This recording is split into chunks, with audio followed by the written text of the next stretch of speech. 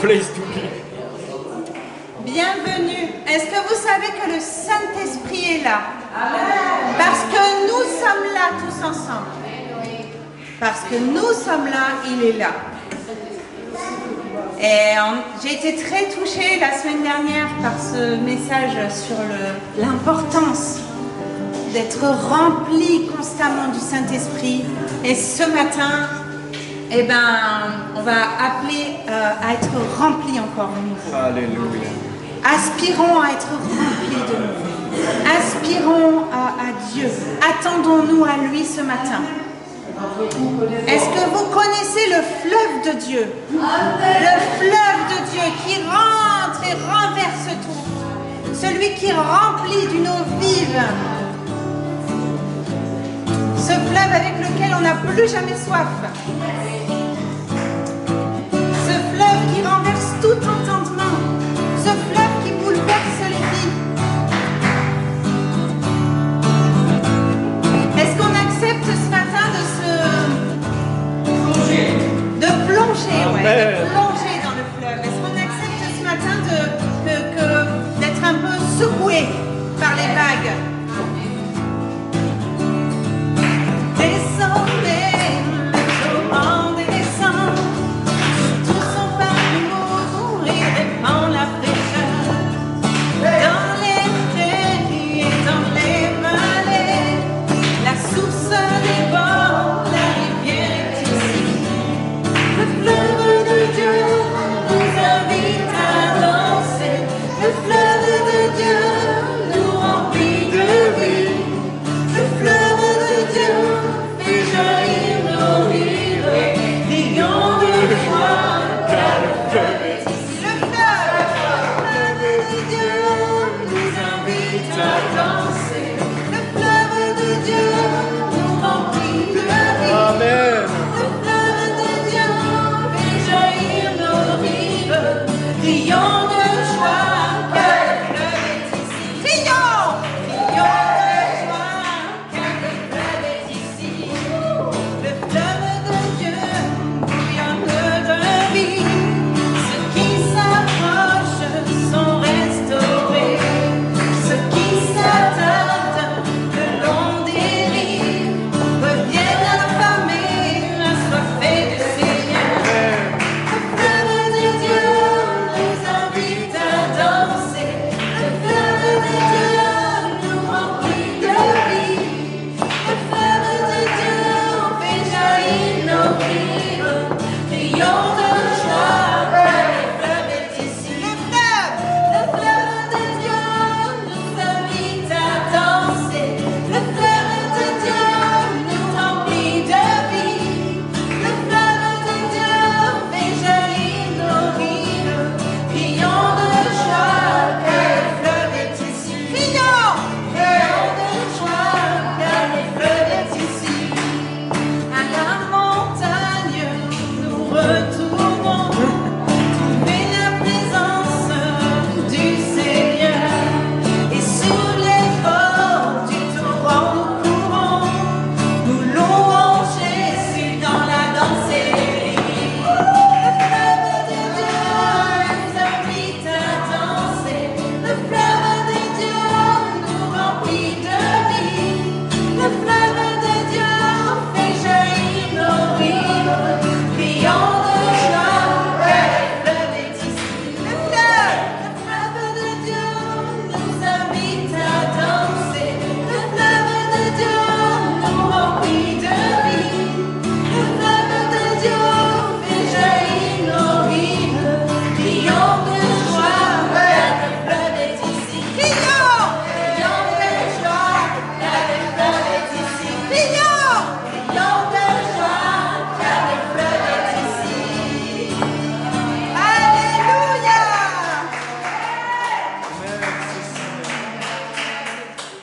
Merci Seigneur, oui tu es ici avec nous. Que ton nom résonne en ce lieu Seigneur, nous voulons t'élever. Alléluia, que ta présence monte les étages. Alléluia, que les murs tremblent au son de nos louanges.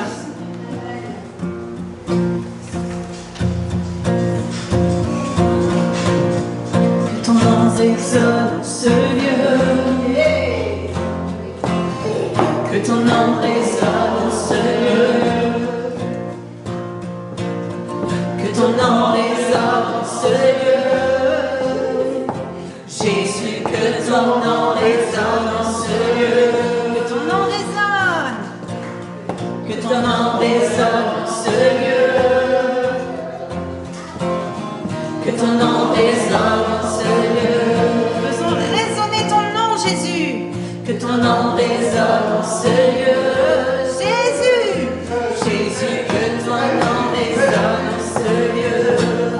Que les murs tremblent au son de nos louanges, alors que nos voix s'unissent à celles des anges.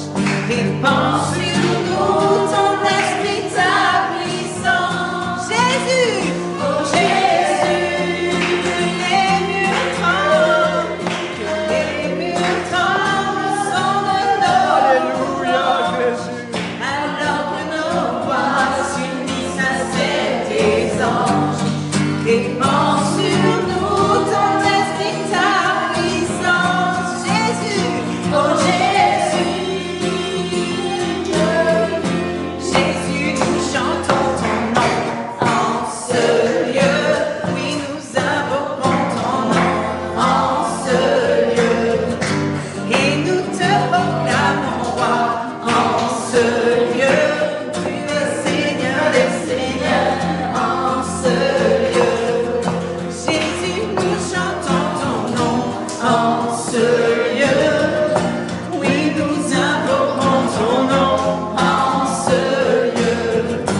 Et nous te proclamons roi en ce lieu. Tu es Seigneur des seigneurs. Que les murs tremblent au son de nos louanges, alors que nos voix s'unissent à celles des anges. Répand sur nous ton esprit, ta puissance. Jésus, oh Jésus,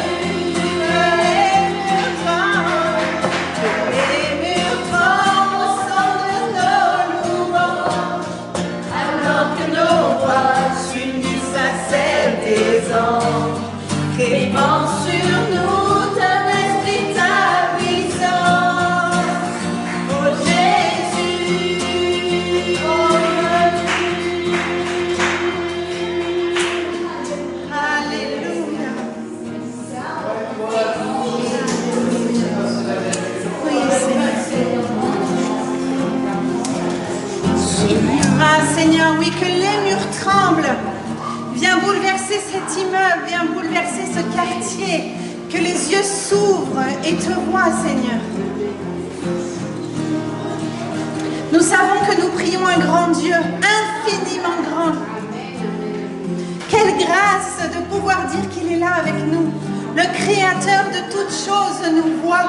Le Créateur de toutes choses nous entend. Celui dont il est écrit que l'univers fait juste la taille de la paume de sa main, nous entend et nous voit. Comme il a été dit la semaine dernière, Zachée, il est en haut de son arbre, mais Jésus l'a vu. Jésus l'a vu, lui qui est la lumière.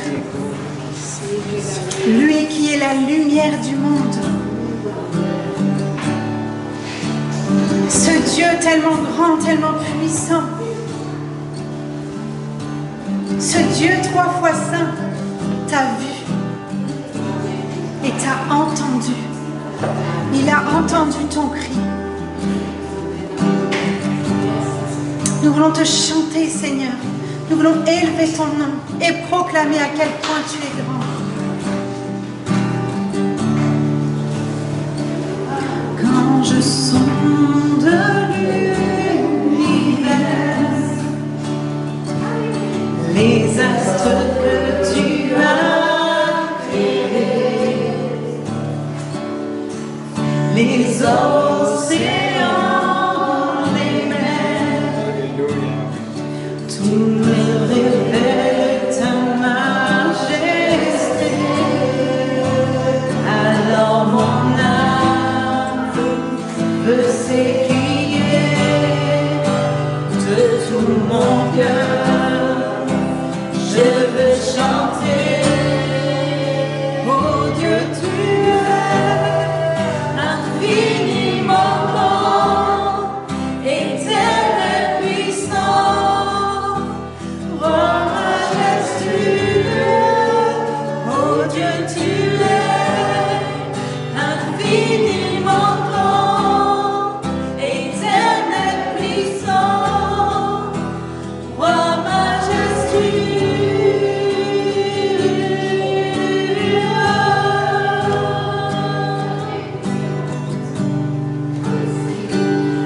Quand je songe que tu as fait, que tu t'es révélé à moi, que pour moi tu as tout fait, tout me révèle ta bonté. Alors mon âme veut s'écrier de tout mon cœur. Je veux chanter, alors mon âme veut s'écrier de tout mon cœur. Je veux chanter, oh Dieu, tu es infiniment grand, éternel puissant, roi majestueux, oh Dieu, tu es infiniment grand, éternel puissant, roi majestueux, oh Dieu, tu es infiniment grand, éternel puissant, roi majestueux. Alléluia. Oh Dieu, tu es infiniment grand, éternel puissant, roi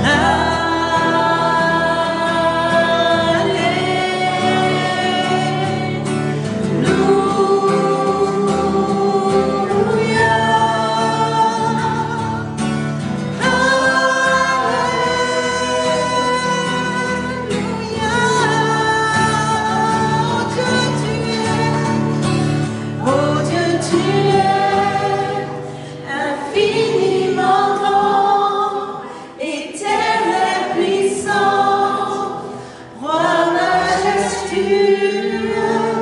Oh Dieu, tu es infiniment grand, éternel puissant, roi majestueux.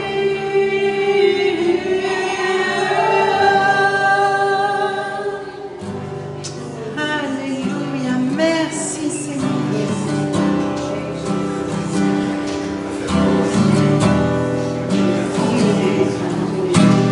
Merci Seigneur.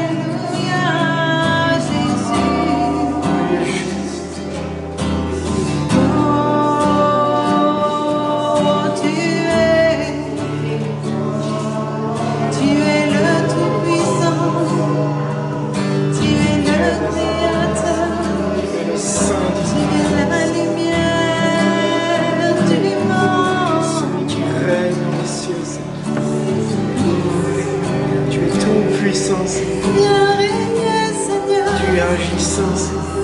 Viens régner, Seigneur, Parole véritable, Seigneur. dans nos cœurs. Viens régner, Seigneur, dans nos vies. En toute la place, en toute la place, nous voulons voir ta gloire. Nous voulons voir ta gloire. Oh Jésus. Alléluia. Merci Seigneur.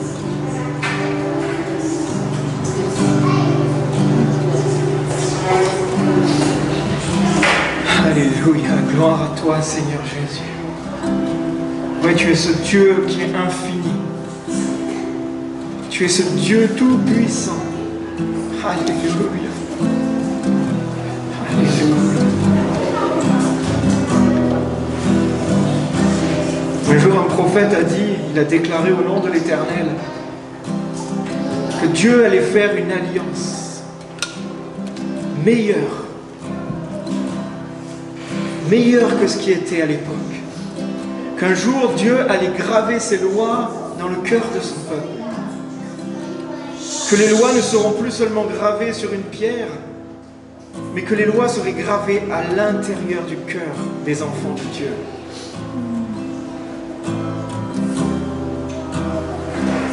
Alléluia. Oh, je pense que tous les prophètes de l'Ancien Testament auraient rêvé, auraient tout donné pour être à notre place et pouvoir commémorer que oui, cette alliance, elle a été scellée dans le sang de Jésus. Amen. Que cette parole a été accomplie. Que cette alliance parfaite entre le Dieu créateur et nous, ses enfants, a été parfaitement accomplie. Oh, c'est pas une petite alliance. C'est pas que des simples mots. Ça a été une alliance de sang. Où le sang a dû être versé.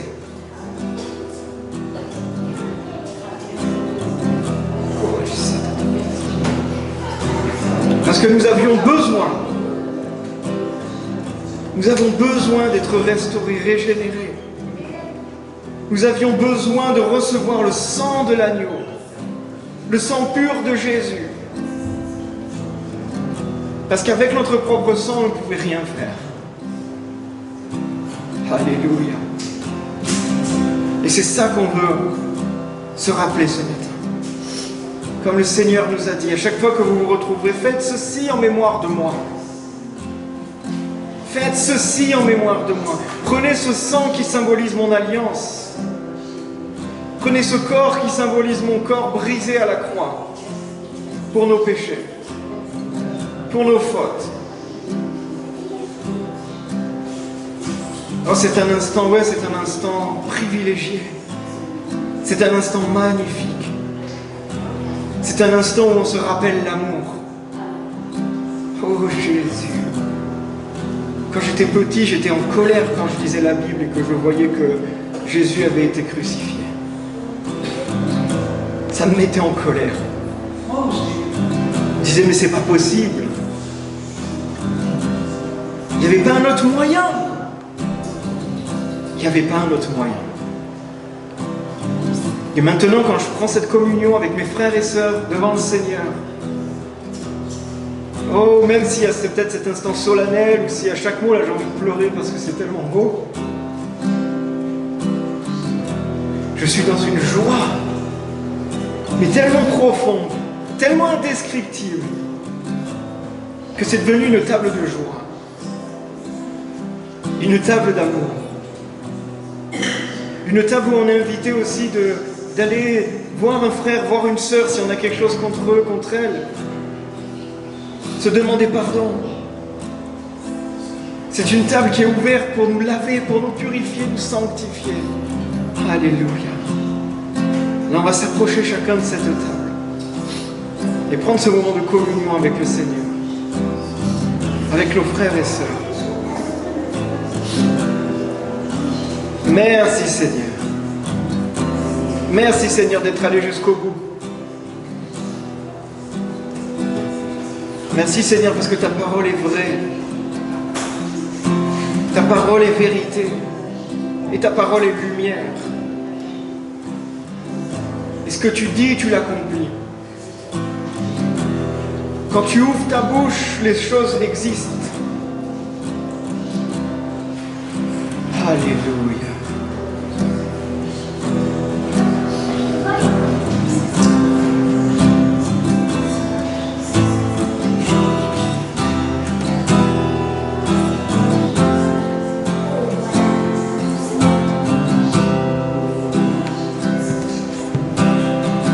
Approchez-vous les amis. Prenons ce temps de communion.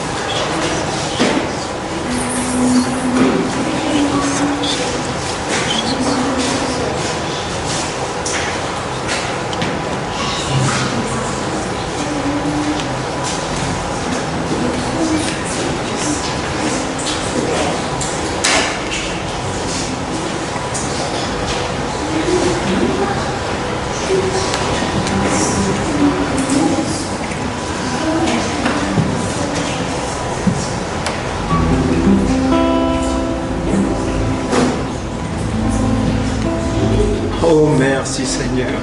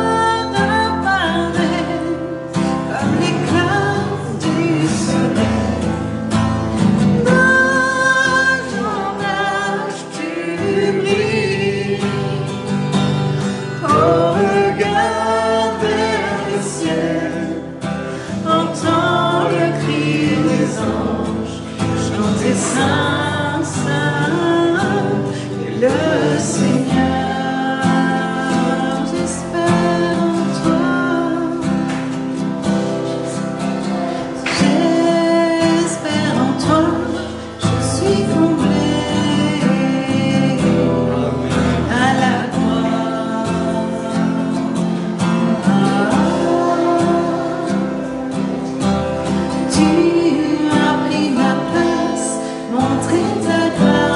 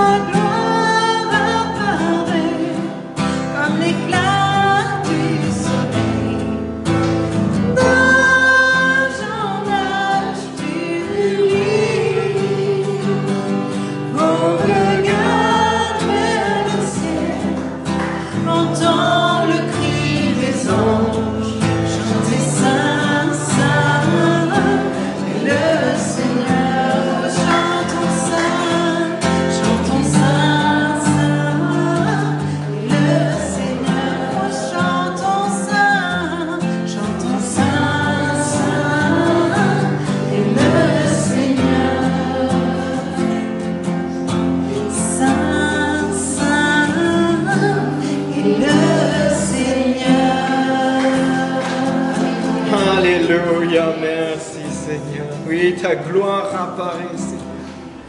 Oui, comme un soleil éclatant, Seigneur Jésus. Alléluia. Oh Jésus.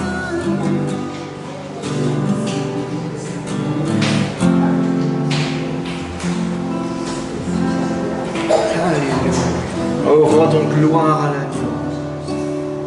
Oh, rends donc gloire à l'agneau sacrifié. Alléluia. Avant tout le sang des sacrifices,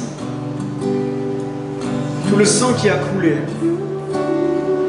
couvrez les péchés des hommes, mais ne changez pas les hommes. Ça couvrait juste, mais le sang de l'agneau immolé, les a effacés. Alléluia. Est-ce que vous vous rendez compte de cette puissance? Il n'a pas fait que les masquer, il n'a pas fait que les couvrir, il les a effacés. Alléluia. Tu es saint, Seigneur.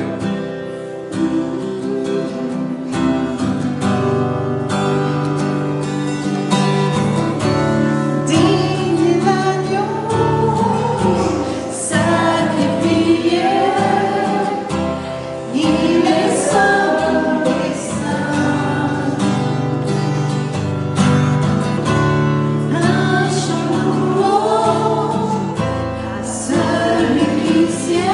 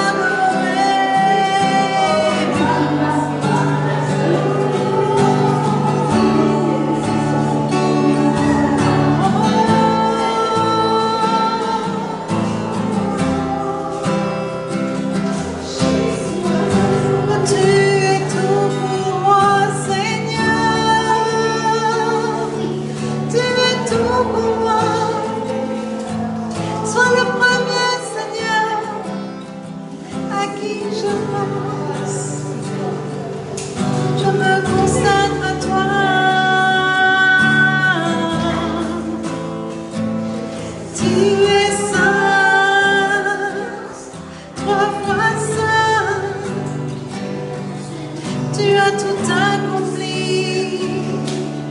Tu as tout accompli. Jésus.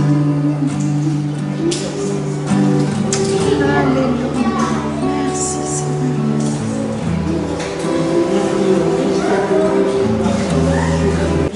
Merci Seigneur.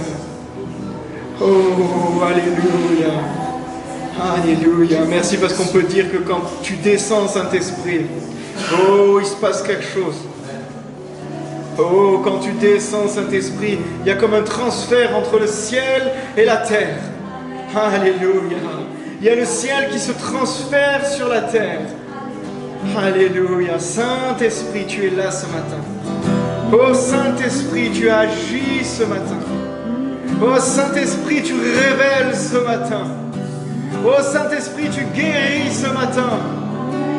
Alléluia.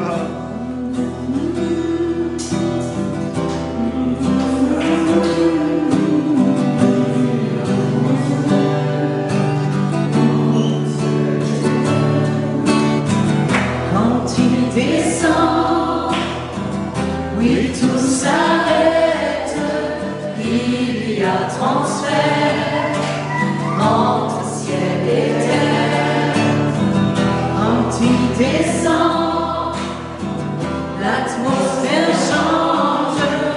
Il y a transfert entre ciel et terre. Quand tu descends, oui, tout s'arrête. Il y a transfert entre ciel et terre. Quand il descend, l'atmosphère change. Amen. Il y a transfert entre ciel et terre. Le Saint-Esprit est là. Le Saint-Esprit est là.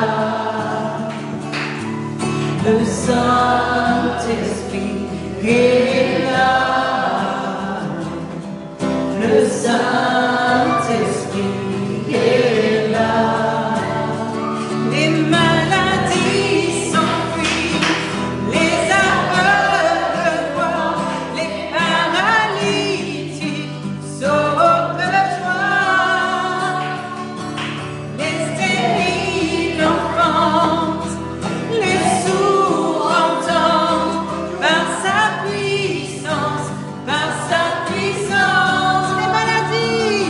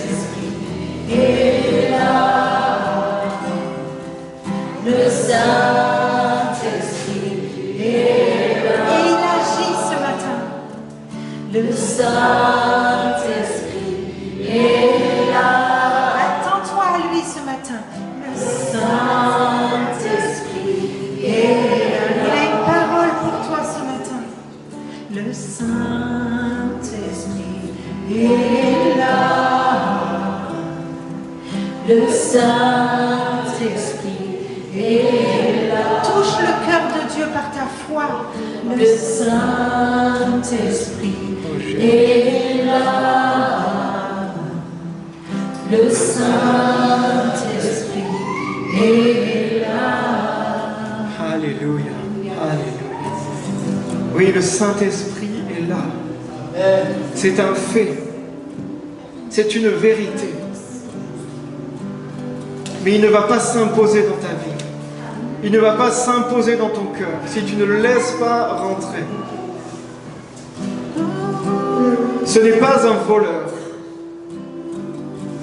Ce n'est pas quelqu'un qui va forcer le passage. Comme la parole a dit, le Seigneur est là, il attend. Il est derrière la porte. Oh, invite-le à rentrer dans ta vie. Oui, le Saint-Esprit te dit, je suis là. Amen. Invite-moi à rentrer. Comme les disciples s'étaient rassemblés dans la chambre haute, le Seigneur est allé même rattraper d'eux qui étaient en train de partir. Et ils étaient en train de prier. Ils étaient en train de prier sur la promesse que le Seigneur leur avait faite. Ils étaient en train de demander ce Saint-Esprit. Et le Saint-Esprit est descendu. Des langues de feu sont descendues du ciel. Alléluia. Demandons le Saint-Esprit. Saint-Esprit, on veut être rempli de toi. Saint-Esprit, envoie ton baptême. Saint-Esprit, descend sur nos vies. Alléluia. Alléluia, cette parole est pour toi. Oui, quand le Saint-Esprit est là, l'atmosphère change. Dans ta vie, il y a peut-être une atmosphère de dispute, une atmosphère de conflit, une atmosphère de colère. Alléluia. Invite le Saint-Esprit à descendre. Invite le Saint-Esprit à descendre et tu verras l'atmosphère va changer. Tu verras ton atmosphère va changer. Quand le Saint-Esprit est là, il n'y a plus de place pour la colère. Quand le Saint-Esprit est là, il n'y a plus de place pour les conflits. Alléluia. Invite le Saint-Esprit et tu verras ton atmosphère va changer. L'atmosphère de ton foyer, l'atmosphère de ton couple, l'atmosphère dans ton travail. Peu importe où tu es, invite le Saint-Esprit. Invite le Saint-Esprit à t'inonder. Invite le Saint-Esprit à déborder de toi. Alléluia. Alléluia. Des atmosphères vont changer dans cette ville de Nice. Des atmosphères vont changer dans cette région. Alléluia. Je proclame que des atmosphères vont être remplies du Saint-Esprit. Alléluia. Des atmosphères vont être remplies de la présence de Dieu. Alléluia. Oh Jésus. Oh Saint-Esprit.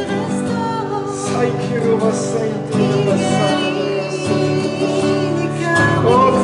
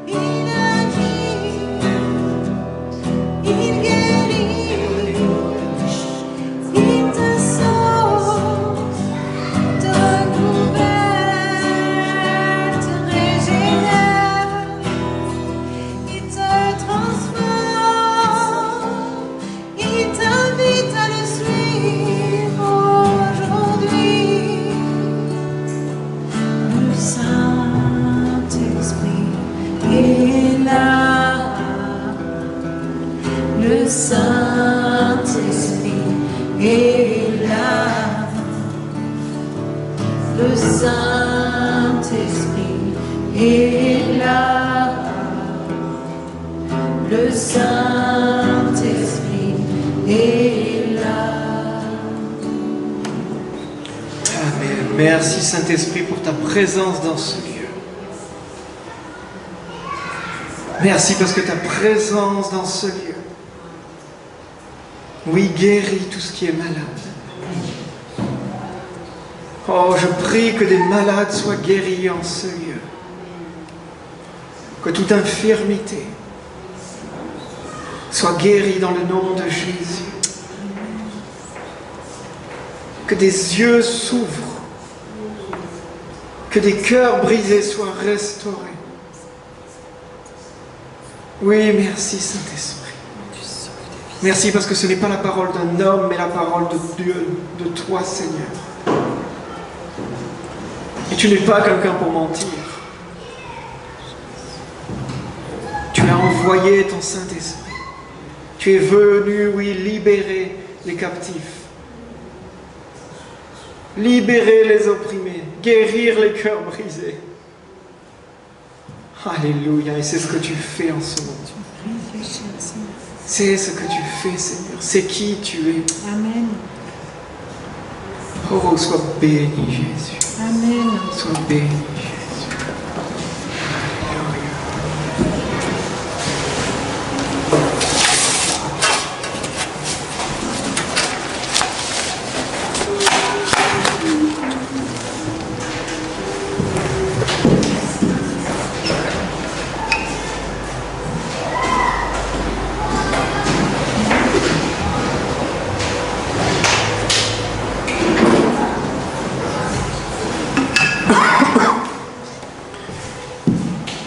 Amen, amen.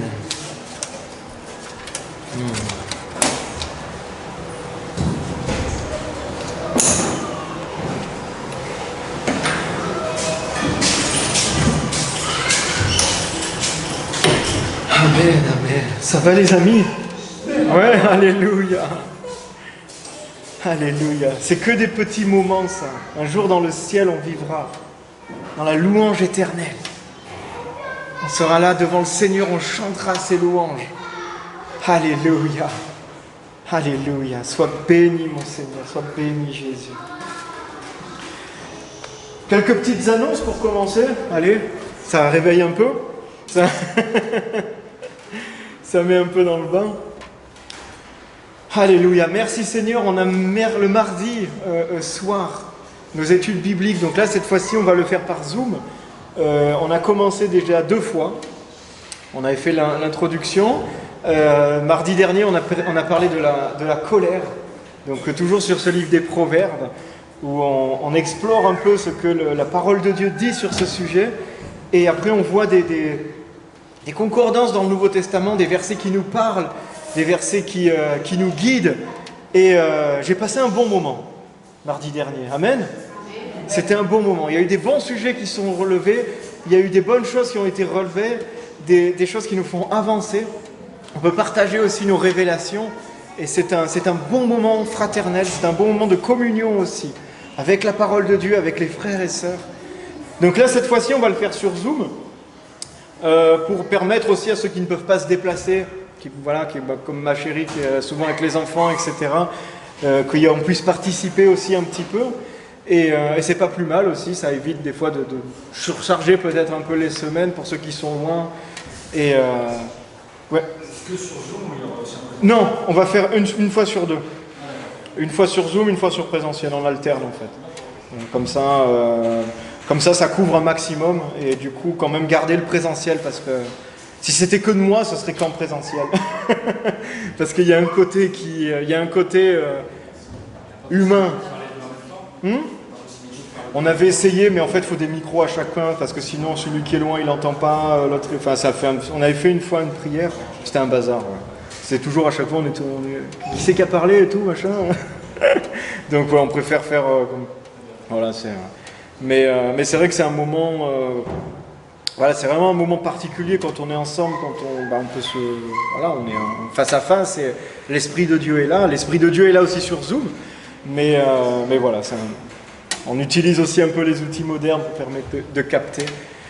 Et alors, après on a... Alors, je ne sais pas si le vendredi, si tu maintiens le groupe de maison, parce que nous on part jeudi. Ouais, si... Voilà. Donc nous, en fait, on part avec Marlène jeudi à la pastorale d'Agen. Priez pour nous. Donc on sera à peu près 80-90 pasteurs et leaders de toute la France, francophonie, Belgique, Luxembourg, et donc avec des églises vraiment Foursquare implantées, et puis des nouvelles églises qui nous rejoignent, de nouveaux ministères qui rejoignent la famille Foursquare. Donc c'est vraiment des moments bénis. Priez pour nous, priez encore aussi pour Dan et Martine, pour le bureau Foursquare qui organise ça. C'est jamais une mince affaire. Parce que ça a beaucoup de travail, beaucoup d'organisation, de capter toutes les inscriptions, etc. Et donc du coup, après vendredi soir, si Marilo ouvre sa maison, et de toute façon ils sont là, Vadélaïd est là aussi. Et vendredi soir, groupe de maison chez Marie-Laurence. Et du coup, je sais pas, la prière aussi le samedi, ici, à 17h. Donc voilà, n'hésitez pas à vous rendre ici à 17h pour prier, pour se tenir devant Dieu avec des sujets importants, des sujets qu'on doit porter à la face de Dieu. Et quand on prie, Dieu répond. Quand on lui demande, Dieu répond. D'une façon ou d'une autre, il répond. Des fois, on s'attend à ce qu'il réponde comme ça, il nous répond autrement, mais il répond. Quand on s'adresse à Dieu, Dieu répond. Alléluia. Alléluia. Et notre annonce aussi, comme je vous avais dit un peu la semaine dernière, comme certains sont au courant, on va bientôt organiser des baptêmes, parce que j'ai eu le privilège et la grâce de voir un de mes meilleurs amis, un des plus vieux amis que je connais depuis plus de 20 ans, qui a vraiment le désir de s'engager avec le Seigneur, de le suivre, et du coup de prendre le baptême. Et donc du coup on s'est vu la semaine dernière, et on se contacte encore, et lui il est sur Toulon, et il viendra ici, et on organisera un jour où il prendra le baptême. Donc s'il y a des gens qui sont intéressés par le baptême, on va en reparler, je vais peut-être pas en parler plus précisément, mais c'est vraiment un moment clé dans la vie chrétienne. C'est un moment d'engagement. C'est un moment où ce qu'on a reçu à l'intérieur, ou ce qui est né à l'intérieur, c'est-à-dire notre nouvelle naissance, prend quelque chose de visible. C'est-à-dire que publiquement, je m'engage. Publiquement, symboliquement, je suis immergé dans cette eau, mort avec le Christ et ressuscité avec le Christ. Et c'est vraiment, c'est pas une tradition, c'est vraiment quelque chose de spirituellement fort. La parole de Dieu nous dit souvent, et souvent le Seigneur nous montre souvent que tout ce qui est spirituel est amené à être visible. Et notre engagement intérieur doit amener à être visible. Et c'est ça le baptême. Ce n'est pas le baptême qui sauve. C'est pas parce que tu es baptisé que tu es sauvé. Mais le baptême, c'est la démonstration que tu as choisi Jésus, que tu t'es engagé avec Jésus. Alors il y a tout un enseignement à faire là-dessus, mais vraiment la chose la plus essentielle, c'est ça. C'est que c'est une alliance. On décide de s'allier, on décide de prendre le baptême, de montrer au monde, visible et invisible. Oui, je suis mort avec Jésus, je suis ressuscité avec lui. Alléluia. C'est un moment de joie, c'est un moment de gloire. Amen. Donc on va pouvoir en rediscuter. Mais je prie qu'il y ait plusieurs qui prennent cet engagement, qui passent le pas. Et après on va organiser ça. Mais voilà, c'est Fleuve d'eau vive va revivre des baptêmes. On en a été sevrés pendant un moment. Et c'est une nouvelle saison qui commence. Et voilà, baptisez-les au nom du Père, du Fils et du Saint-Esprit. Un ordre du Seigneur. Allez, faites de toutes les nations des disciples.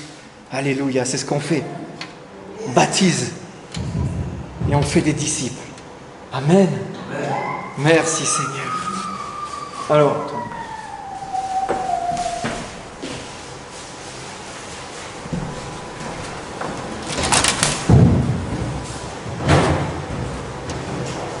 la semaine dernière, le message c'était « Je veux changer ».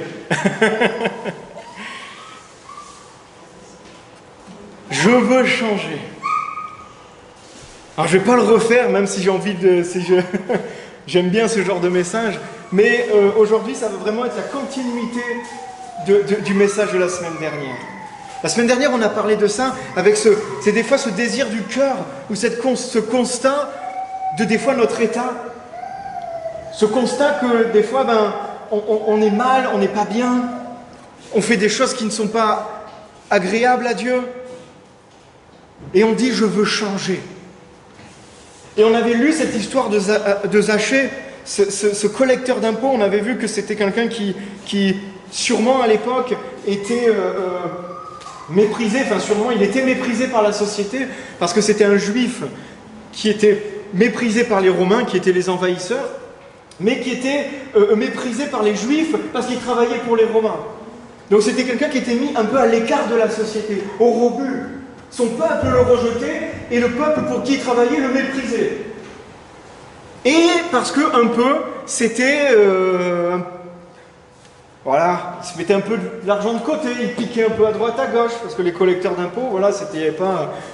C'était, tu faisais un peu, tu mettais un peu ce que tu voulais dans tes poches, et du coup il était méprisé.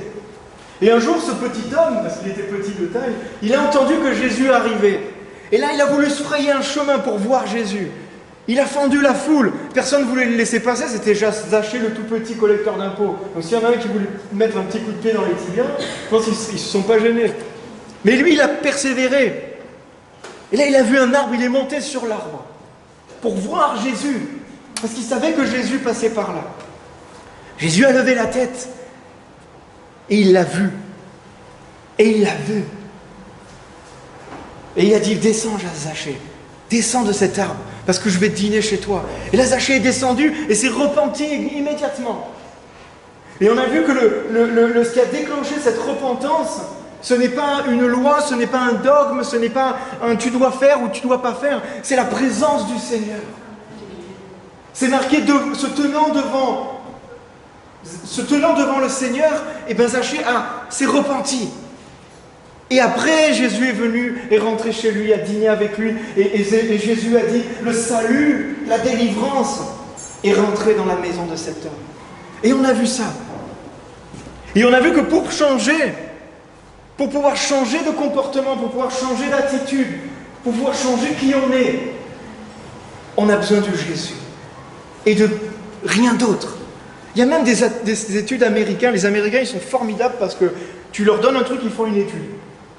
Si tu veux une étude, tu vas voir les Américains, ils ont fait une étude là-dessus. Il n'y a pas de souci. Et ils ont fait une étude et ils ont prouvé que pour changer, serait-ce que quelques pourcents de ton caractère, tu mettais, je sais pas, 70 ans ou 60 ans. Enfin, c'est un temps incroyable. Et pour changer 100%, comment tu mets 1000 ans avec des efforts de fou. C'est-à-dire que tu ne changes pas comme ça, c'est que des efforts de fou. Pour changer une habitude alimentaire, ça met 1 an, même plus des fois. Pour changer une habitude de sommeil, ça met des mois et des mois et des mois. Si on veut se changer nous-mêmes, si on veut se changer par nos propres forces, on va mettre beaucoup de force et d'énergie pour très très peu de résultats. Mais quand on s'approche du Seigneur, quand on est devant le Seigneur, quand on est rempli du Saint-Esprit, des fois ça vient comme ça. Il y a des choses qui peuvent être un peu plus longues, mais on est restauré, changé en profondeur. Ce qu'on faisait avant nous dégoûte. C'est même pas qu'on résiste pour pouvoir plus nous comporter comme ça, mais c'est qu'elle ne veut même plus les faire. Elle nous dégoûte. Quand le Saint-Esprit rentre, quand le Saint-Esprit nous convainc de péché, de justice et de jugement, on n'a même plus envie, on se détourne de ces choses-là. Et c'est vraiment sur cette base de connaissance, de compréhension, que c'est rempli du Saint-Esprit qu'on peut faire les choses. Jésus dit, sans moi, vous ne pouvez rien. Sans moi, vous ne pouvez rien. Vous ne pouvez pas accomplir la volonté du Père. Vous ne pouvez pas faire tout ce que vous avez envie de faire. Avec Jésus, on peut tout faire. Et là, donc, ça c'était la semaine dernière. Ça me passionne, vous voyez, je suis presque reparti sur le même message, je l'ai encore dans la tête. On y va, allez. Mais, alors, cette semaine, je méditais sur un sujet qui me trotte dans l'esprit et que je vais peut-être en parler ce matin, mais je vais vous parler peut-être d'une manière plus approfondie. Mais cette semaine, cette semaine, il y a quelque chose qui m'a frappé. J'ai été comme, secoué, presque émerveillé par Dieu. Je suis allé chez la sœur Adélaïde pour prier, on était quelques-uns. Et quand je suis arrivé le soir, c'était dans la ville où Adélaïde est, il n'y avait pas de lumière. Il y avait eu une coupure de courant, alors je sais pas, certains l'ont eu aussi. Mais moi, j'étais pas au courant. Moi, j'arrive, je fais bon, ça a dû péter quelque part. Il n'y a plus de lumière dans la ville, etc. Alors c'est bizarre. Hein, tous les lampadaires sont éteints. On n'arrive pas à voir. Tout le monde se balade avec les téléphones. Et donc, je suis arrivé chez Adélaïde et elle m'accueille avec une bougie. Et on se met autour de la table. Elle a mis plein de bougies, plein de trucs. Et j'étais là, je regardais. C'est particulier. Hein. C'était une ambiance particulière. Hein. Mais on était bien. On était ensemble et finalement, bon, la lumière, on s'en foutait un peu finalement parce qu'on n'avait pas besoin, on avait nos Bibles et grâce à Dieu, on a commencé à prier, etc. Et la lumière après est revenue. Mais quand je suis arrivé, quand j'ai vu ça en fait, c'est comme si le Saint-Esprit m'avait interpellé. Et il y avait des gens dans la rue, ils étaient en pyjama dans la rue et ils disaient « Il n'y a plus de lumière !» Il n'y a plus de lumière. Alors parce qu'il y avait les appartements, il n'y avait plus de lumière dans les appartements partout. Et il y avait comme une certaine, c'était bizarre l'ambiance, comme une certaine panique, comme un certain, et dans les rues, il y avait des mecs assis par terre dans le noir. Ça fait comme un certain danger. Tu te sens mal à l'aise. Et en voyant ça, j'ai vraiment ressenti comme c'est toutes ces lumières artificielles. C'est des lumières artificielles. Et on est là, et nous, on a une foi dans les lumières des fois artificielles. Le matin, quand tu te lèves, tu allumes la lumière. Tu n'as pas idée qu'un jour, que tu appuies sur le bouton et que la lumière ne s'allume pas. Non, tu as une certaine foi parce que tu sais que quand tu appuies sur ce bouton, la lumière s'allume. C'est comme le Seigneur me disait, mais la fausse lumière, un jour, elle va s'arrêter d'un coup. La lumière artificielle, du jour au lendemain, pouf, il n'y a plus rien. Et là, c'est quoi qui nous reste? Qu'est-ce qui nous reste comme lumière? Le jour où la lumière artificielle, la lumière que tu as mis dans ta vie, la lumière qu'on a allumée, s'éteint. Mais il y en a, ils sont en panique. Il y en a, ils vont avoir peur. Ça va partir dans tous les sens. Et c'est marrant parce que dans la semaine aussi, il y a Pasteur Martine qui prépare justement la pastorale et tout, et elle m'envoie un message, elle fait j'ai une panne de courant, on travaille sur les ordinateurs, les téléphones, et il y a tout qui arrive à bout, et alors moi, bon on discute et tout, nous on avait du courant, ben viens à la maison, nous on a du courant, et elle marque sur le message, elle fait c'est impressionnant à quel point on est dépendant, à quel point on est dépendant de l'électricité, à quel point on est dépendant de quelque chose, d'un fil minuscule. Dans notre maison, c'est un fil minuscule qui amène ça. Et là j'ai réfléchi. Et c'est comme si le Seigneur parlait à mon cœur et me disait, veille à ce que tu ne mets pas ton espérance dans des lumières artificielles. Veille à ne pas mettre ton espérance, ta foi dans des lumières artificielles. Parce que quand on l'allume, ça marche. Mais un jour, elles vont s'éteindre. Et si tu as ta foi sur ces lumières, ben tu te retrouveras dans le noir.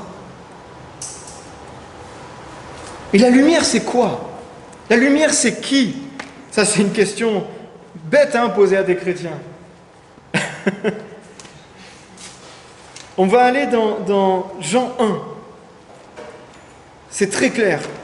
J'aime beaucoup l'évangile de Jean. Jean 1, c'est dit, au commencement, je crois que c'est second 1910 que j'ai, si tu veux. Désolé, je ne t'ai pas donné les versets. Donc Jean 1, au commencement était la parole. Et la parole était avec Dieu, et la parole était Dieu. Elle était au commencement avec Dieu. Toutes choses ont été faites par elle, et rien de ce qui a été fait n'a été fait sans elle. En elle était la vie, et la vie était la lumière des hommes. La lumière luit dans les ténèbres, et les ténèbres ne l'ont point reçue. Il y a eu un homme envoyé de Dieu. Son nom était Jean. Il vint pour servir de témoin pour rendre témoignage à la lumière, afin que nous crûmes par lui. Il n'était pas la lumière, mais il parut pour rendre témoignage à la lumière. Cette lumière était la véritable lumière, qui en venant dans le monde éclaire tout homme. Elle était dans le monde et le monde a été fait par elle, et le monde ne l'a point connue. Elle est venue chez les siens et les siens ne l'ont point reçue. Mais à tous ceux qui l'ont reçue, à ceux qui croient en son nom, elle a donné le pouvoir de devenir enfants de Dieu. Ça, c'est la vraie lumière. C'est la vraie lumière. C'est notre Jésus qui est venu et qui, par sa lumière, a éclairé tout homme, a éclairé tous les ténèbres. Et cette lumière, elle ne s'arrêtera jamais. Cette lumière, elle ne passera jamais. Cette lumière, comme dit la parole, elle était là dès le commencement. Dès le commencement, cette lumière était. Et après que toute cette terre passe, que tout ça sera fini, cette lumière sera. Et c'est sur cette lumière qu'on doit baser notre foi. C'est sur cette lumière qu'on doit baser notre espérance. Parce que c'est cette lumière, et elle seule, qui éclaire les ténèbres. C'est cette lumière et elle seule qui a eu le pouvoir de nous permettre de devenir des enfants de Dieu. Et dans la parole, beaucoup de passages parlent de cette lumière. Beaucoup de passages s'entretiennent sur cette lumière. Et on va aller dans Matthieu 5, verset 13 après. Alors là, je suis dans Luc. Il est où Matthieu ? Matthieu, il est au début. Matthieu 5, verset 13. Le Seigneur est là, il enseigne. Si on remonte un peu avant, on voit que le chapitre 5, c'est le chapitre qu'on appelle les béatitudes. Le Seigneur enseigne, il dit heureux. Heureux ceux qui sont comme ça, heureux ceux qui sont comme ci. Et après ce passage, tout ce sermon est un peu chapitré. Et à un moment, au verset 13, le Seigneur dit « Vous êtes le sel de la terre. » Mais si le sel perd sa saveur, avec quoi lui rendra-t-on sa saveur ?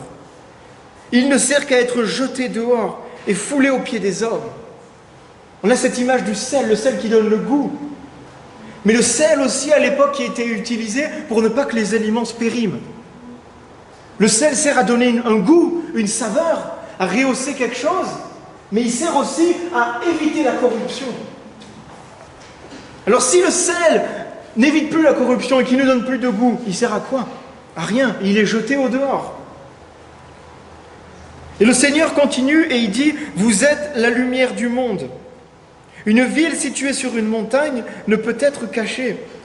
Et on n'allume pas une lampe pour la mettre sous le boisseau, mais on la met sur le chandelier. Et elle éclaire tous ceux qui sont dans la maison.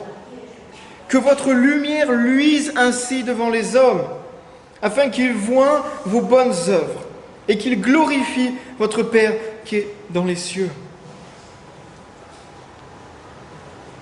Le Seigneur nous dit, vous êtes la lumière du monde. C'est pas beau? C'est pas extraordinaire? C'est pas mal, hein? Vous êtes la lumière du monde. Vous êtes placés à des endroits dans vos vies pour éclairer autour de vous, pour propager autour de vous. Afin que quoi? Afin que les gens voient, qui vous voient les bonnes œuvres que vous pratiquez. Parce que éclairés de cette lumière. Et afin qu'ils glorifient le Père qui est dans les cieux. C'est ça le but. Vous êtes la lumière. Alors c'est un peu bizarre de dire ça parce que ce n'est pas nous la lumière. Mais le Seigneur veut dire que il a mis en nous sa lumière. Il a mis en nous son esprit. Et c'est par sa lumière qu'il a mis en nous, par son esprit qu'il a mis en nous, qu'on peut éclairer, propager, inonder. Cette partie-là, cette cette chose de la lumière qui est cachée et qui doit être mise en haut et non en bas, elle est répétée pas mal de fois dans les évangiles. Et notamment, là maintenant, on va aller, donc on navigue un peu dans la parole de Dieu, moi j'aime bien faire ça. Maintenant, on va aller dans Luc 11. Luc 11, verset 33. Et Luc 11, l'évangile de Luc, nous relate aussi cette histoire. Donc le Seigneur devait enseigner régulièrement. Parce que dans chaque évangile, on voit que les auteurs des Écritures ont parlé de ces histoires, mais chaque fois, il y avait un petit truc qui changeait. Donc je pense que le Seigneur devait leur rabâcher ça. Et il devait leur dire, et encore, et encore. Donc là, dans ce passage, au verset 33, c'est marqué « Personne n'allume une lampe pour la mettre dans un lieu caché, ou sous le boisseau, mais on la met sur le chandelier afin que ceux qui entrent voient la lumière. » Alors là, on a la même chose que dans l'autre passage.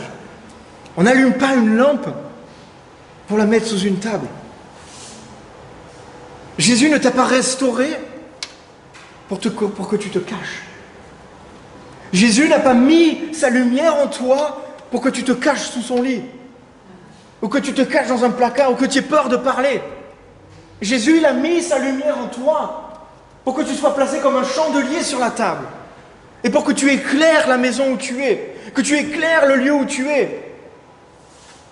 Ce matin, dans la louange, j'ai vraiment reçu, c'est vraiment une parole pour quelqu'un.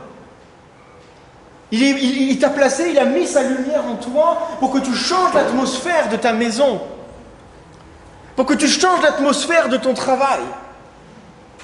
Et ce n'est pas tes propres efforts, c'est la lumière qui est en toi qui va faire le taf.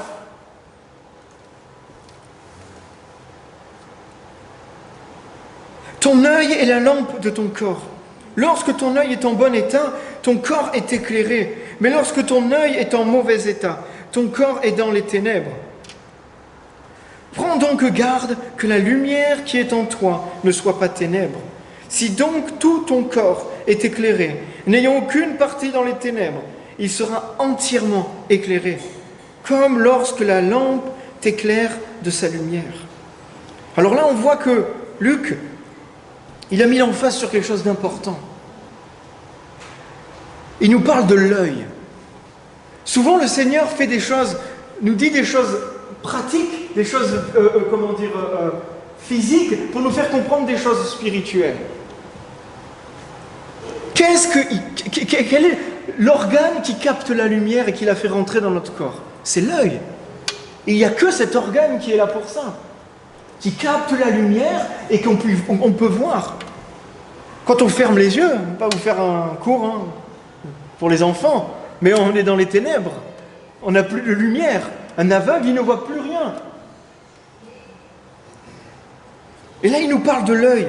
Ton œil est la lampe du corps, mais seulement veille sur tes yeux, veille sur ton œil. Qu'est-ce que ça veut dire? L'œil est ce moyen qui permet au corps de voir la lumière, de voir pleinement la lumière. Mais si l'œil est défectueux, on ne peut pas voir la lumière. Si l'œil est défectueux, on ne peut pas marcher. On ne peut pas travailler. On est très limité. Et là, le Seigneur nous parle de nos yeux spirituels. Comme nos yeux physiques. Si nos yeux spirituels sont en mauvais état, la lumière n'arrivera pas à rentrer. La lumière n'arrivera pas à nous inonder.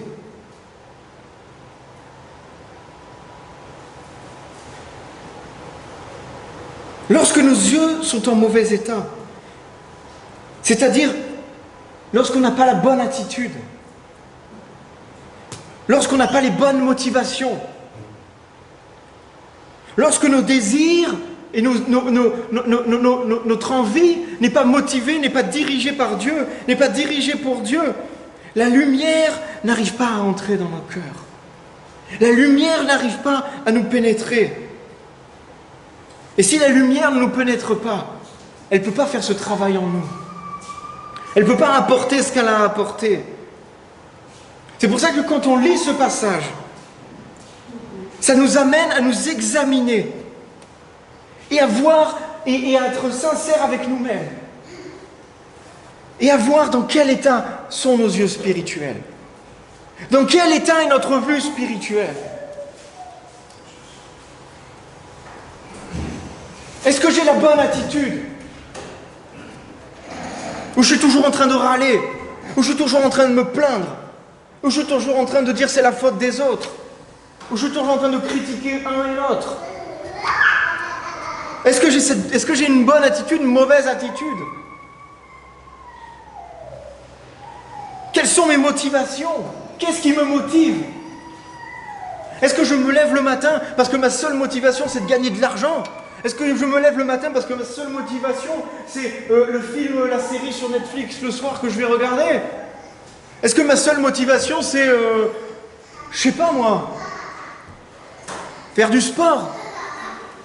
Ou ma motivation c'est que je me lève parce que ce matin je veux passer un temps avec le Seigneur. Je me lève parce que je sais que dans ma journée, je vais sûrement entendre la voix de Dieu. Je me lève parce que je vais voir mes frères et sœurs. Je me lève parce que je vais passer un moment avec toi, Seigneur. Quels sont nos désirs? Est-ce que nos désirs sont motivés par Dieu? Est-ce que nos désirs sont dirigés vers Dieu? Ou nos désirs sont dirigés toujours vers nous-mêmes? Qu'est-ce que je peux avoir de plus? Qu'est-ce que je peux avoir? Qu'est-ce que je peux avoir? Ça, c'est que des questions clés qui nous permettent de discerner dans quel état est notre œil spirituel. Dans quel état est notre œil spirituel? Parce que si on a cet œil qui est cassé, cet œil qui voit mal, cet œil qui n'arrive pas à capter, ben on n'arrivera pas à discerner, on n'arrivera pas à intégrer, on n'arrivera pas à recevoir des choses de Dieu. Et nos âmes restent dans les ténèbres. Nos âmes restent dans les ténèbres. Jésus est très clair. Il désire que tout notre corps soit entièrement éclairé. Il ne désire pas qu'on ait une vue partielle. Il ne désire pas qu'il y ait des moments, des endroits dans notre corps qui sont encore dans les ténèbres. Il désire et il nous demande, il veut que tout notre être soit éclairé, entier, pleinement.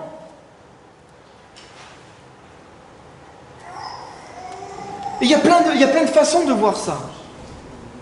Il y en a année après année, enseignement après enseignement, message après message. On voit des gens qui ne changent pas. On voit des gens qui restent dans leur ligne, qui ont toujours les mêmes combats, toujours les mêmes péchés, toujours les mêmes luttes.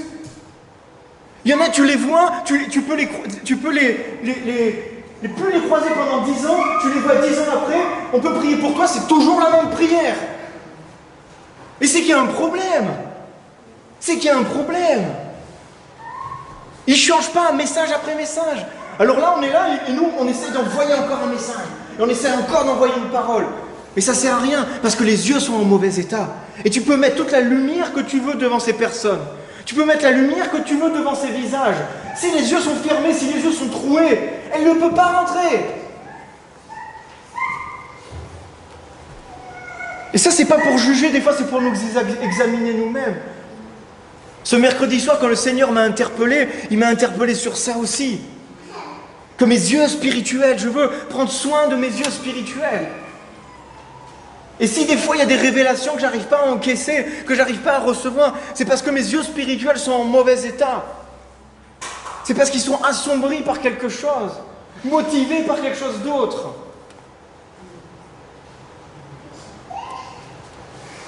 Veillons à ce que nos yeux spirituels soient en bon état. Et le Seigneur dit, veillons. Il y a des choses qui sont faites une fois pour toutes.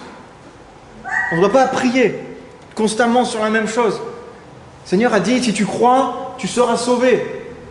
Alors tu n'as pas besoin à chaque fois que tu viens à l'église de prier pour ton salut. Tu es sauvé. Amen.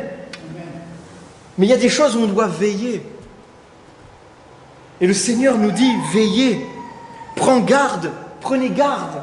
Prends garde donc à ce que la lumière qui est en toi ne soit pas ténèbres. À ce que tu fais rentrer en toi ne soit pas ténèbres. Alors des fois on prend cette parole pour dire ne mets pas des choses devant tes yeux malsaines, etc., qui font rentrer en toi quelque chose qui n'est pas la lumière. Oui, on peut prendre ça comme application aussi. C'est sûr que quelqu'un qui va se mettre toujours des films d'horreur, des trucs d'horreur, des choses malsaines, ou qui va, et bien au bout d'un moment, ça va l'influencer, et ça va rentrer, ça va se coller à lui. Parce que la parole, la foi vient de ce qu'on entend vient de la parole de Dieu. Si ce qu'on entend ne vient pas de la parole de Dieu, notre foi va être déviée ailleurs. Mais là, notre œil, c'est bien plus profond que ça. C'est bien plus profond que ne mets pas des choses devant tes yeux. C'est préserve-le. Fais attention à lui. Par ton attitude, par tes motivations, par tes comportements. Fais attention à ton œil. Parce que le Seigneur veut éclairer. Alléluia. On va encore naviguer dans la parole de Dieu. On va sauter, on va aller dans le livre des Éphésiens.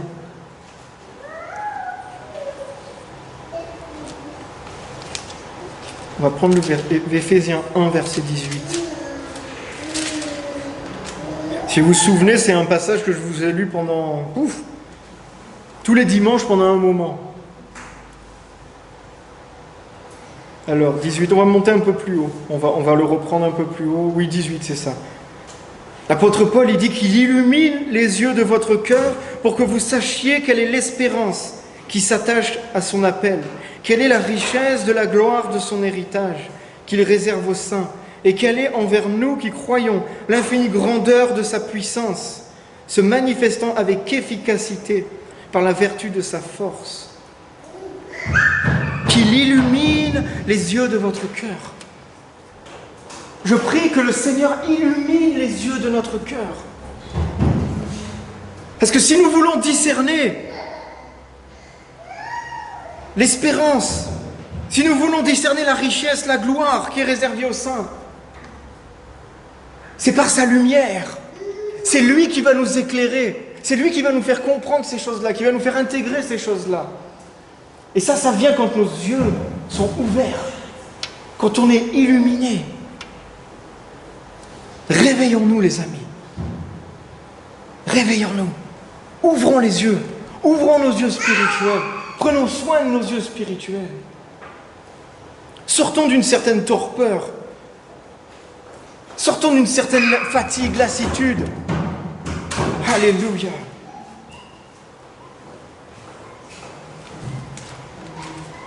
Éphésiens 5, verset 8, on va encore sauter. Et après, on va s'arrêter sur ça. Autrefois, vous étiez dans les ténèbres, et maintenant vous êtes lumière dans le Seigneur. Marchez donc comme des enfants de lumière. Autrefois, on était ténèbres. Autrefois, on était dans cette noirceur.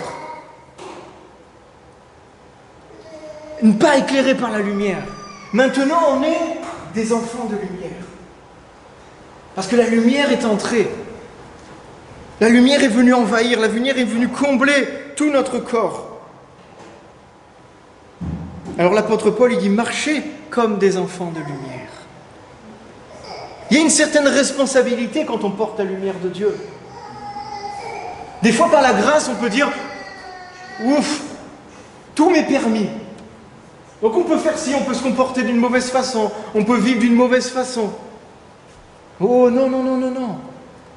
L'apôtre Paul, il dit, comportez-vous comme un être de lumière, comme un enfant de lumière. Parce que ça va être mis, parce que vous allez rayonner.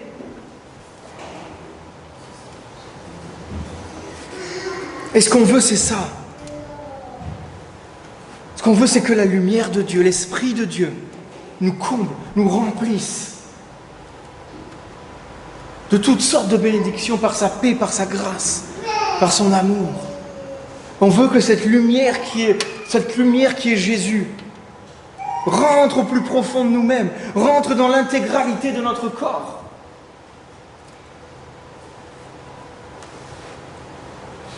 Et ça, c'est que de lui que ça vient.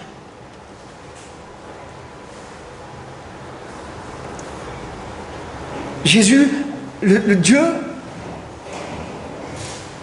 a voulu faire des alliances avec son peuple. J'en ai parlé un peu la semaine dernière et c'est le sujet qui me trotte un peu aussi sur l'esprit. Notre Dieu est un Dieu d'alliance. Et l'alliance qu'il a voulu faire avec nous, c'est ça. C'est-à-dire qu'il veut qu'on soit rempli de sa lumière. Il veut qu'on soit complètement immergé dans sa lumière, en communion avec lui. Nous, des fois, on ne capte pas les choses parce qu'on est resté dans une mentalité de contrat. Alors que alors qu'on est devant un Dieu d'alliance. Dieu n'est pas un Dieu de contrat. Dieu n'est pas un Dieu qui a fait, voilà, voici le contrat, voici ton contrat, voici les clauses. Parce qu'un contrat, souvent, pourquoi on fait des contrats? Pourquoi on signe des choses? Pour se couvrir, pour se protéger. Et dans le monde, souvent, on fait des contrats, et si tu veux rompre son contrat, tu trouves un bon avocat, et il va rompre ce contrat. Les contrats, ça se rompt. Une alliance, ça ne se rompt pas. Quand on fait un contrat avec quelqu'un, on peut même voir comment on serre la main. Quand on serre la main avec quelqu'un, on fait comme ça. Tu serres la pince comme ça. Et avec ton épouse, quand tu te maries, quand tu fais une alliance, tu te prends la main comme ça. Et des fois, quand tu vois les mains comme ça, tu ne sais plus à qui sont les doigts. Ils sont mélangés. Ils sont entrelacés. Et là, tu ne l'enlèves pas, ça. Sortons de notre mentalité de contrat et rentrons dans une mentalité d'alliance. Parce que c'est ce que Dieu veut. Dieu veut une alliance avec nous. On est une société, on est une mentalité où on n'a plus compris cet espoir d'alliance. Quand on parle du sang, des fois ça dégoûte les gens. Mais dans certaines peuplades, tu prends des Indiens, tu prends même des peuples du Nord, même là en Israël et tout, ils faisaient des pactes de sang. Quand on lève la main pour dire « je le jure » par exemple, c'est pour montrer la cicatrice de ton alliance. Tu dis « je me suis coupé, j'ai fait alliance avec quelqu'un, j'ai juré avec quelque chose ». Nous, ça a été évacué de notre société. Et on est maintenant dans une société de contrat. Ça a été tellement évacué de notre société qu'on est une société maintenant où on ne croit même plus au mariage. Le mariage n'a même plus de valeur. Ce n'est plus une valeur. On n'y croit plus. Non, on va être un contrat parce que si ça se passe mal, je veux partir. Ah bon? Ça, c'est une mentalité de contrat. La mentalité d'alliance, c'est je m'allie, je mélange mon ADN, je mélange mon sang. C'est pour ça que Dieu est un Dieu d'alliance. Et quand on a décidé de le suivre, il n'a pas seulement décidé de rester autour de nous, il a décidé de s'établir en nous. Parce que Dieu est un Dieu d'alliance. Et quand on comprend ça, quand on marche avec ça, wow, ça change notre vie. Ça change notre vie.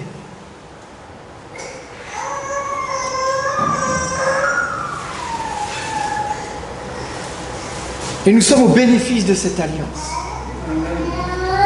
Nous sommes au bénéfice de cette alliance. Nous n'avons que du bon à trouver dans cette alliance. Des fois, quand il y a des pays qui s'allient, tu as un pays plus faible qui s'allie au pays plus fort, on est le pays faible, hein, les amis. On est le pays faible qui s'est allié au pays fort. Amen.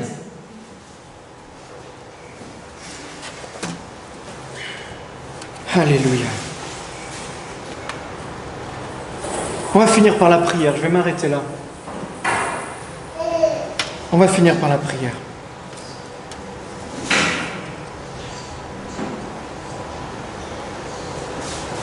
Seigneur, je te rends gloire. Seigneur, je te rends gloire. Toute la gloire t'appartient, Seigneur. Merci pour l'alliance que tu as faite avec ton peuple.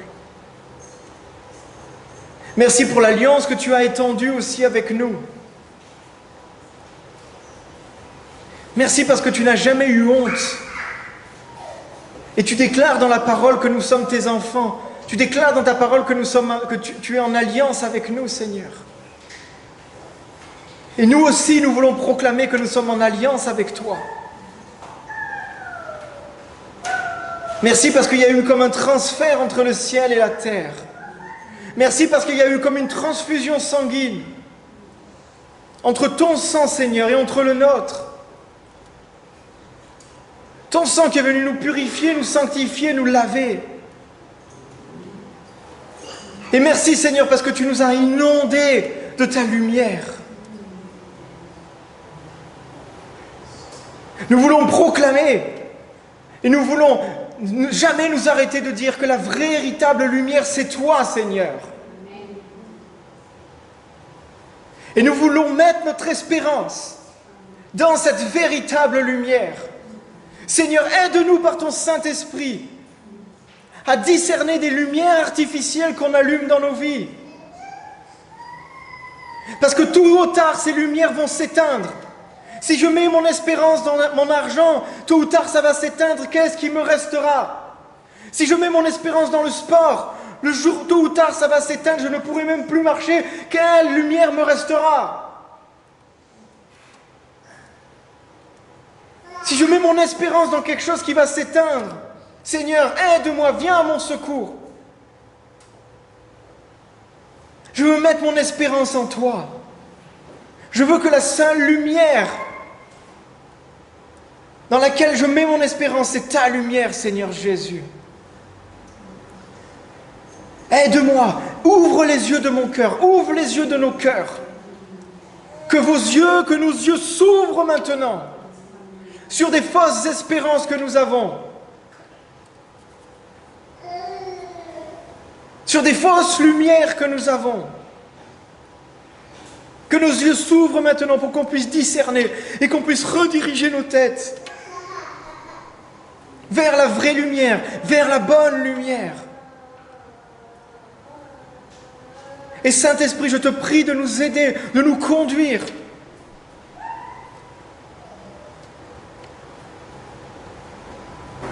À ce qu'on puisse prendre garde et veiller sur l'état de nos yeux spirituels.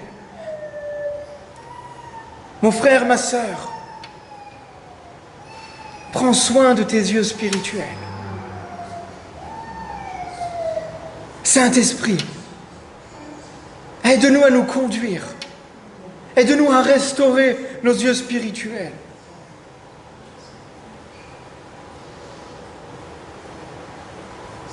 Saint-Esprit, aide-nous à changer d'attitude. Saint-Esprit, remplis-nous pour que nous trouvions notre joie en toi. Saint-Esprit, remplis-nous parce que nous voulons trouver notre espérance en Jésus.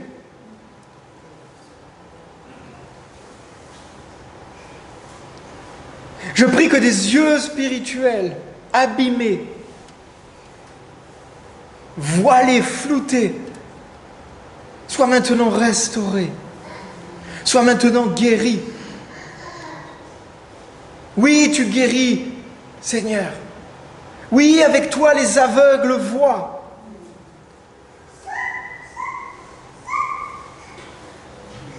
Mais que m'importe quelque part de voir avec mes yeux physiques si mes yeux spirituels sont dans les ténèbres. Seigneur, Saint-Esprit, remplis-nous et aide-nous à discerner.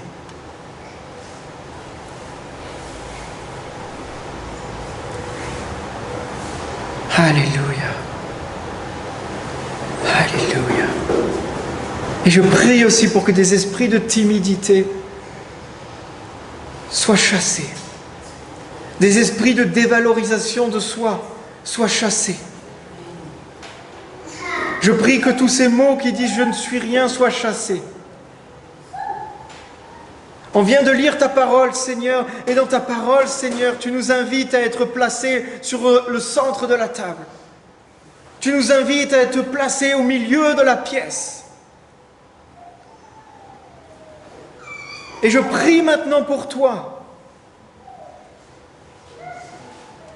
que éclairé par la lumière de Jésus, éclairé par la lumière du Saint-Esprit, tu sortes de ta cachette, tu sors de sous ton lit, tu sors de ton armoire, tu sors de là où tu te caches, et tu resplendis maintenant dans le nom de Jésus, et tu éclaires maintenant dans le nom de Jésus, et tu transmets la lumière du Saint-Esprit dans le nom de Jésus, et que les gens autour de toi élèvent des gloires à Dieu, Vois la puissance de Dieu se dégager à travers toi. Alléluia. Alléluia. Parce que s'il y a une chose, la seule chose qu'on puisse se vanter, ce n'est que de toi, Seigneur. S'il y a une chose qu'on peut se vanter, c'est que de la croix. S'il y a une chose qu'on peut se vanter, Seigneur, c'est que de toi qui habites en nous, Seigneur. Et je proclame que cette lumière jaillisse dans chacune de nos vies, dans chacune de nos familles maintenant. Qu'elle soit diffusée d'une manière claire, sans filtre, sans déformation, une lumière pure et saine, dans le nom de Jésus maintenant. Merci Seigneur. Merci Seigneur parce que tu mets maintenant un esprit d'amour, de force et de sagesse. Un esprit d'amour, de force et de sagesse. Alléluia. Alléluia.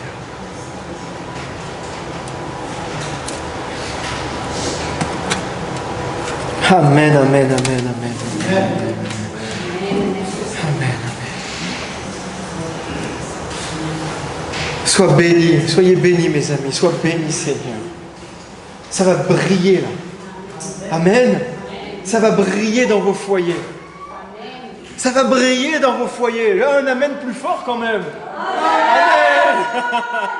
Ça va briller dans vos foyers. La gloire de Dieu va resplendir à travers chacun d'entre vous. Amen. Soyez bénis. Bon dimanche. Voilà. Allez la France. Alléluia. Un témoignage alors. Bonjour les frères, bonjour les sœurs. Mardi, à l'étude biblique, on a travaillé sur la colère et beaucoup de choses sont sorties, c'était intéressant. Gloire à Dieu, comme souvent sa parole.